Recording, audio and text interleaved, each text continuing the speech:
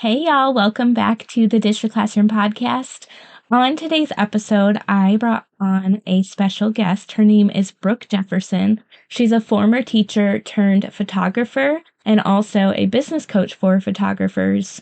And she is the host of the Book More Clients Photography podcast. So I'm super excited for you guys to hear Brooke's journey out of teaching and what advice she has for those of you that are looking to get out of the classroom as well, which if you're here, that's probably what your goal is. So excited. But before we jump into today's episode, if you're ready to ditch the classroom for yourself, I invite you to come to our free workshop, The Number One Way to Quit Teaching in 6 months or Less.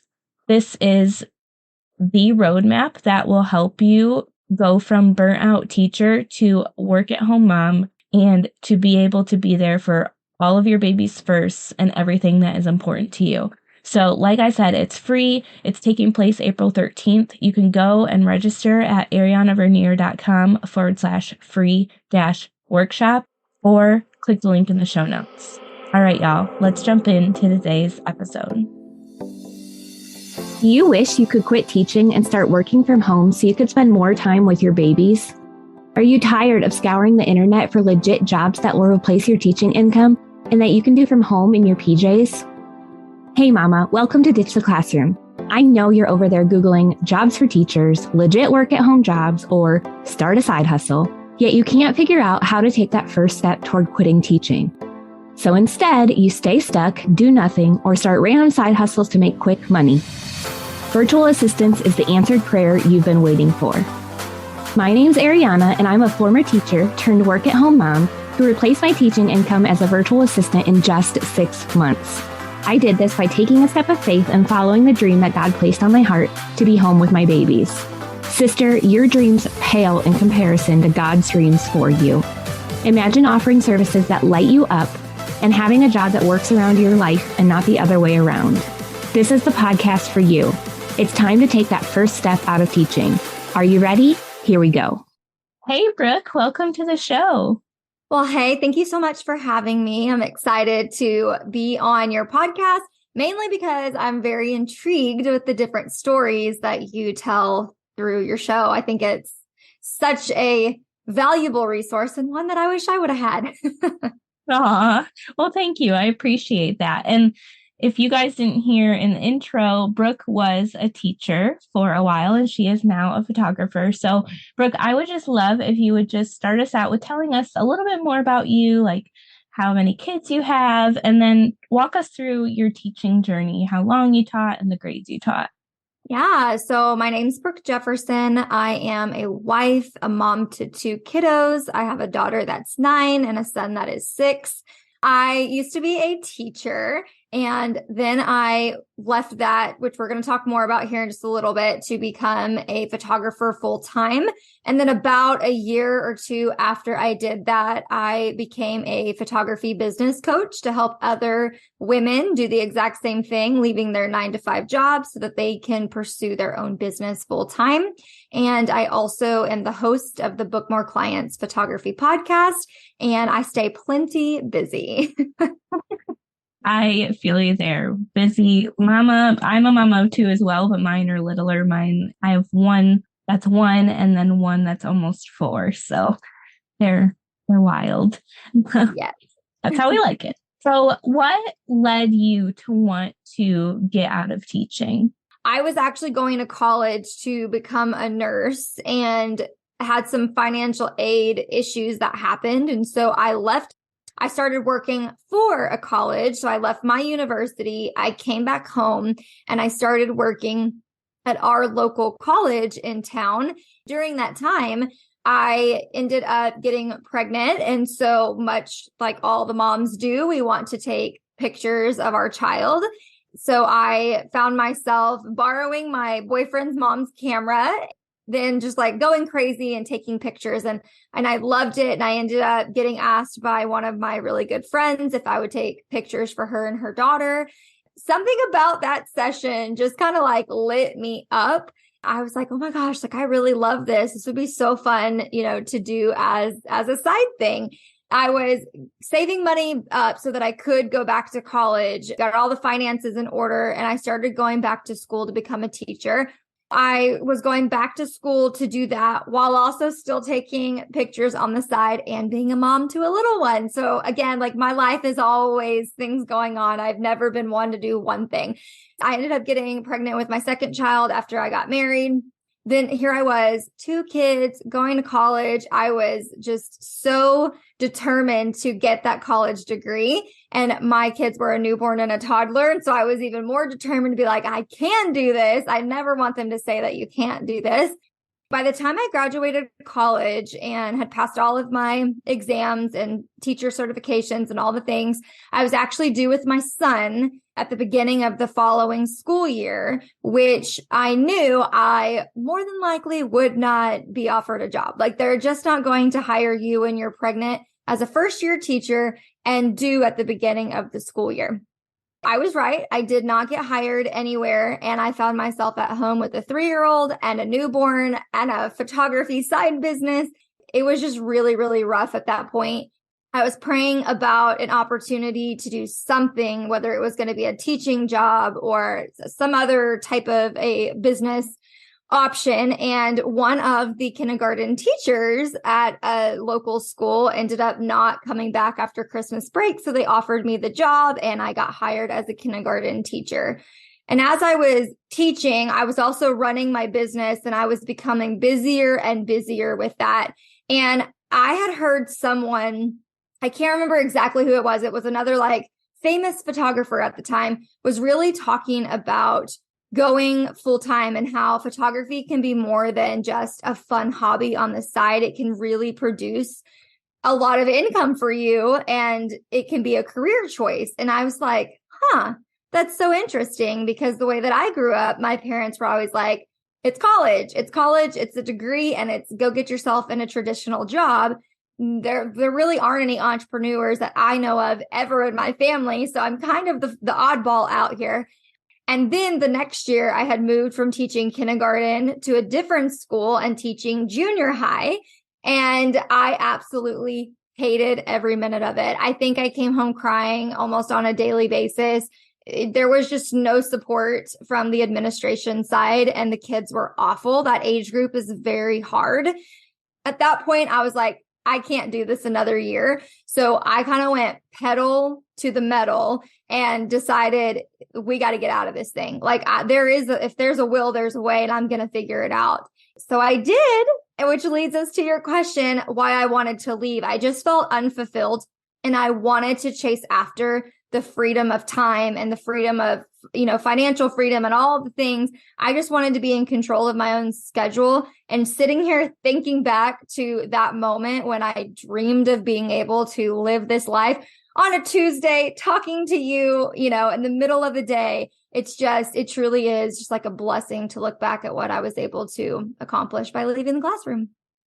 That's amazing. I want to point out 2 things that you said. One is that you got in there and you just realized that wasn't what you were expecting. Teaching wasn't fulfilling what you wanted for your life. And I think so many of the listeners on this podcast feel that, but they hesitate to do anything about it because they're like, well, maybe if I stay a little bit longer, these feelings will change.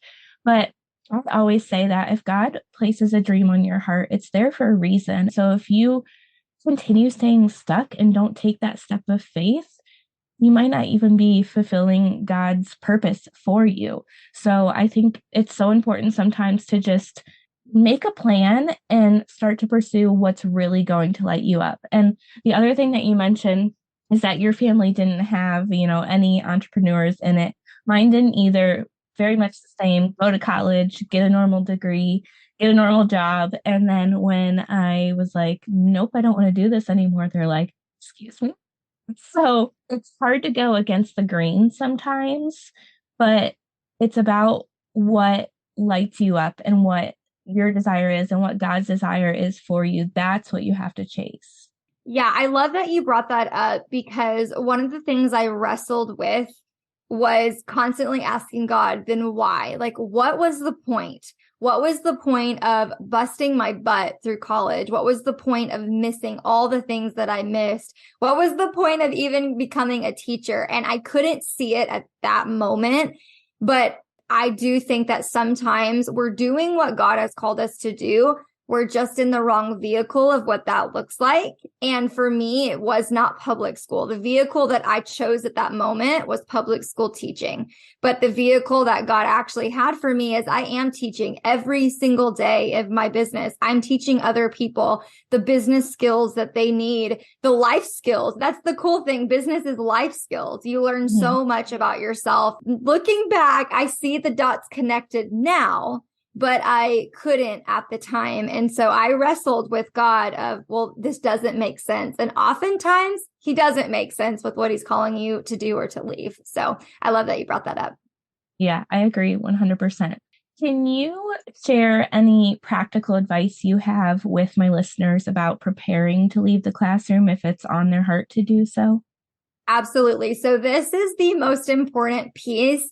It's, we can all have this dream and this desire of, yes, I want what she has, especially as you're listening to this podcast, you're hearing story after story and you're like, I want that. But it's so much more than just saying like, all right, I'm quitting my teaching job today. Don't do that. Please don't do that unless you have the financial means to do so.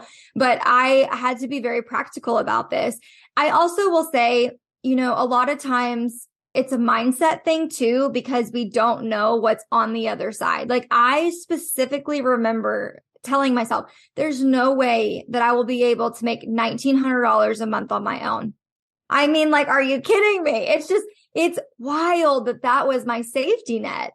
And again, remember, I was a first year teacher. I was super young. I also live in the state of Oklahoma, and I'm pretty sure we're ranked like last on the pay scale for teachers. So if some of you were like, wow, you got paid nothing, you are absolutely correct. So anyway, all that being said, it's just funny and wild to think back to that. I knew like, I can't just leave and then hope for the best. And sometimes, yes, I mean, there truly is a lot of that because my business and my clients were never guaranteed. So definitely hear me say that first. I had to take the leap, even when I was scared, but I was practical and smart about the way that I did so. So, I sat down and I looked at the numbers first. I really did. I looked at the data. Do I have everything in place for me to even book the amount of clients that I need? How many do I need to book? I'd probably need to raise my prices. I kind of taught myself how to do a lot of this stuff, but I also listened to a ton of podcasts as well to just learn things that I didn't know and equip me with things to help me prepare this plan. So make sure you have a plan in place.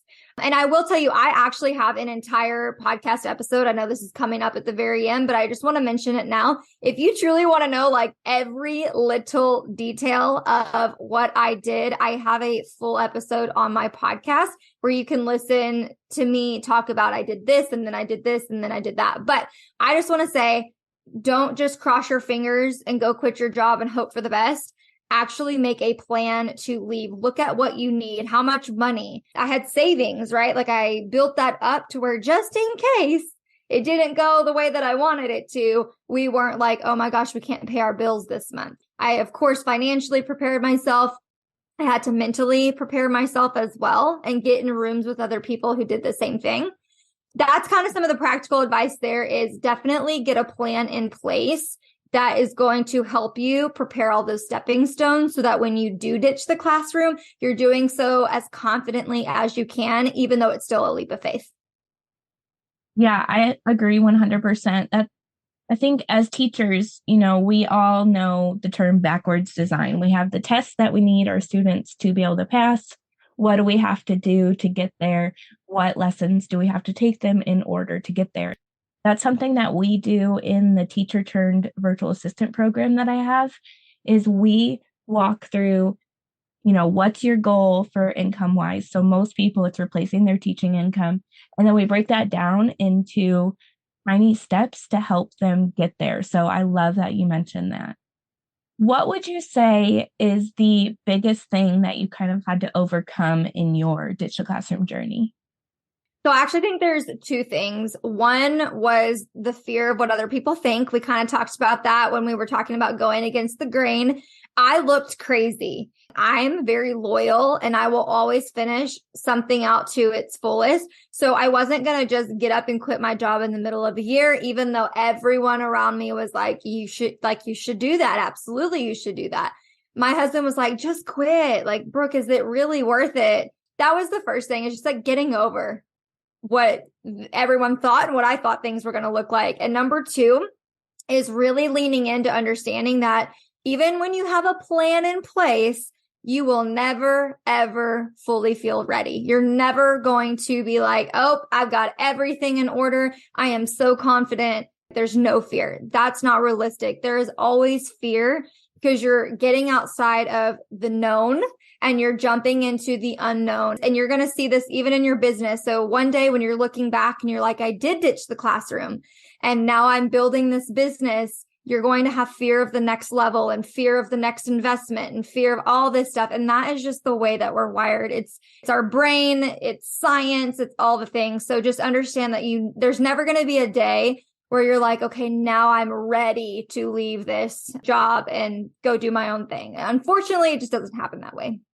Yeah, I agree. I love how you mentioned, kind of having that support system behind you. Like, even if they don't fully get it, I have a really supportive husband as well. And if your spouse is not supportive, there might be just like an issue with the way you both are communicating with each other, if how you're communicating your goals and what this could potentially allow you to do. So I do have a podcast episode that I actually did with my husband. I can't remember the exact number, but it's like 147, somewhere around there. For the listeners who are like, how do I get my spouse to be supportive of my digital classroom journey? Go check that out. But I love how you brought that up because I think it's really important to have those people in our corner encouraging us. And even if we don't realize it at the time, that can really help you to take that leap of faith. 100%. Yes. I love that. And sometimes your spouse is fearful and they don't want to tell you that. And a lot of times that's where the miscommunication happens, or you feel like they're shutting down or not showing up for you, or they're expressing too much concern about what you're doing. Honestly, it just goes back to they're probably just as fearful as you are. And that's why if you can sit down and plan together, it makes it better. And then sometimes, honestly, not everyone's spouse is going to be on board. And I'm just going to tell you that because even your own family will be the last to support you. And I know what a lot of that is like. But at the same time, it all comes back down to the unknown. It's because people want what's best, your best interest, but sometimes they don't really know what that is. So I just wanted to add that little word of encouragement as well. Yeah, I agree. I think the people that love us the most, their first desire is to protect us. And how are they supposed to protect us from something they don't understand? I 100% agree. I know you mentioned that podcasts really helped you when you were looking to get out of teaching.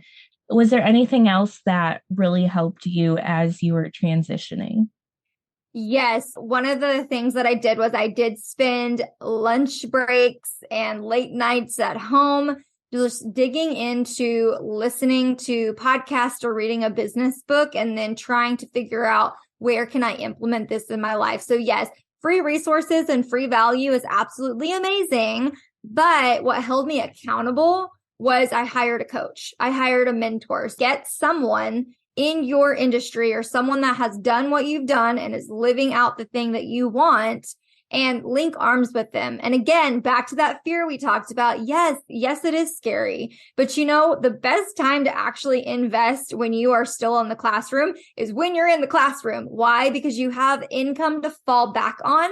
Whereas when you're in your business and I make an investment, sometimes it is hope for the best, pray about it, fingers crossed, let's go. I'm not even going to lie to you. I probably make an investment like that at least once or twice a year. I'm 5-6 years out from ditching the classroom and I'm still hiring a mentor and a coach for every level of my business. There's nothing that will accelerate your results and your journey than linking arms with a mentor. That is my biggest piece of advice to help you truly ditch the classroom. And you're listening to this show and it sounds like there's an incredible program that is literally exactly what I'm talking about to set you up for success. Yes. We do have the teacher turned virtual assistant program. If y'all don't already know what that is, if it's your first time here, you can check that out at teacherturnedvirtualassistant.com. I could not agree more with you. I think a lot of times people try to pursue their goals and their dreams on their own, but then the second they hit a roadblock, it's like, oh, I'm just going to go back to my comfort. Like, apparently that's where I'm meant to be. But I don't think that's the case. I think sometimes God gives us mountains to climb for a reason. And when you put in that investment, like you said, you get that accountability, that extra support you need to get over those mountains, and you have someone who has made mistakes that can help you avoid them and help you reach your goals in way less time. So I always say that don't look at an investment into yourself, into your business as losing money. You're going to get that back, whether it's in time, whether it's in money, usually both. You just have to be willing to put in the effort for it. Yep. You absolutely need to be someone that is going to be an action taker and not sit in a place of indecisiveness. And what you are instilling in yourself right now are the skills and the habits, if you will, that you will carry on throughout your business journey. Yes. Love the advice, but yeah, that is my main thing is, don't do it alone. Do not do it alone. It is going to be too hard. You're going to spin your wheels for way too long. And honestly, there's no excuse to do it alone because you do have free and paid options for you to grab on. You just need to decide, is this truly the path that I want to travel? Yeah. And the first thing you should always do is pray about it, and God will give you an answer. It may not be right away, but it'll happen eventually. I want to ask you a question that I ask every guest we have on this show. And it's, if someone wanted to start their Ditch the Classroom journey, but they just felt too overwhelmed, what would you tell them? So you kind of already said the exact answer that I was going to give for this question, but I'm going to add to it. The first thing that I would say is to pray about it. And I'm going to get a little more specific. Sometimes when we are so close to what's going on, our mind is consumed. We start to see it from like a 6-inch view rather than a 6-foot view. And I do this with all of the photographers that I coach as well. I tell them, shut it all off.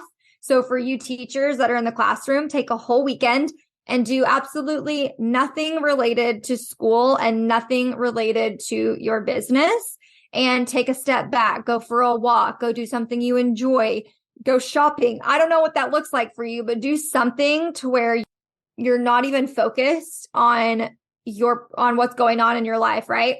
But you are able to clear your mind and kind of do a mental reset, listen to music, read a book. The best ideas come to me when I'm reading a good fiction book that has nothing to do with anything. It's just crazy how that works. Or going for a walk. I want you to put space in between and take a break and step back and pray throughout that weekend.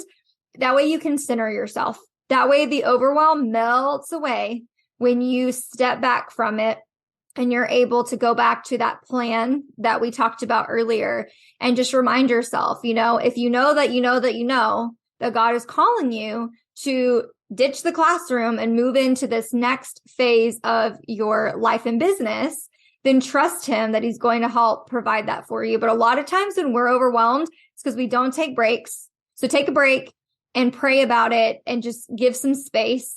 Like I'm telling you, you will watch your overwhelm just kind of melt away. It's amazing. Amen. I cannot agree more. I love it. It has been such a blessing having you on the show with us today, Brooke. Where can my listeners come and connect with you? 2 places that we can get connected. Over on Instagram, my handle is Brooke Janae Photo or Brooke Janae Photography. You'll find me one way or another. And then the second place is over on my podcast called Book More Clients Photography Podcast. Yes, I obviously am speaking to photographers, but there's so much good faith and marketing advice over there that you would be able to apply to your own virtual assistant business.